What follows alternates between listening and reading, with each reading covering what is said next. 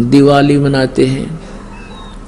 अब इसमें के फंड शुरू कर दिया, बम भटकावेंगे, कितना प्रदूषण हो जाता है। किसी की आंख में डाला गया, आंख फूट गई, किसी के कपड़े जल गए, किसी के खेतों में पूड़ियाँ जल गई, किसी का घर में आग लग गई, और प्रदूषण निरा।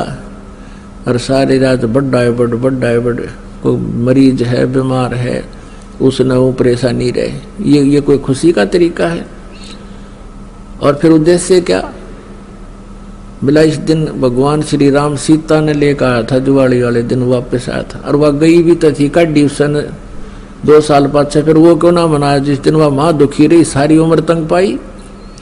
इस एक दिन के दिवाली वाले दिन ने के दे दिया सीता जी को। आजीवन भटकती रही, एक जंगल में टाइम पास किया, 2 बच्चों को लेकर के रहती थी। यह कुरीतियां संतों ने हटाने की चेष्टा की तो अन्य समाज ने उसको लगाने की चेष्टा की, तो जिस कारण से भक्त और संसार के अंदर सदा से ही विरोध बना रहा। क्योंकि संसार की जो रीतियां रिवाज हैं वो काल प्रेरित है, वो यही रहने की है, और संतों की मर्यादा इस काल की मर्यादाओं से हटकर है, वो भक्ति बाधक है।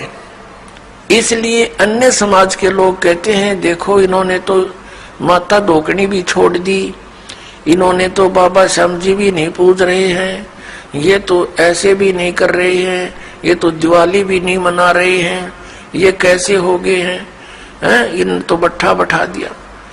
एक भक्त बतावा था, कहने लगा जी आज 10 वर्ष हो गए हमने कोई त्योहार नहीं मना लिया।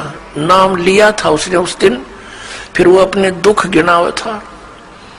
कह रहा था जी हमने 10 वर्ष हो गए हमारा त्योहार नहीं मन लिया, ना होली ना दिवाली ना तीज ना कोई अन्य। क्या कारण? कि हमारा परिवार है, कभी तो हमारे घर में कोई खुद जवान भाई की मृत्यु हो जाती है, 1 वर्ष उसकी चिंता पूरी होती है, तब तक दूसरा कोई रिश्तेदार निकट में, जैसे बहन का पति मर गया, फिर त्योहार मने नहीं, फिर कोई बिल्कुल साथ में का केताऊ का मर गया जवान, फिर ऐसे फिर लड़का मर गया। 10 वर्ष हो गया हमने त्योहार नहीं मना लिया। तो फिर इन त्योहारों को किस लिए मनाते हैं? या तो फिर भी मनाओ अगर इतने कंपलसरी है तो। ये कहने का भाव ये है यहाँ कुछ मनाने की जरूरत ना है, या तो भगवान के गुण गान की आवश्यकता है, और उस समय को याद रखे, ये जाने का समय याद रखे।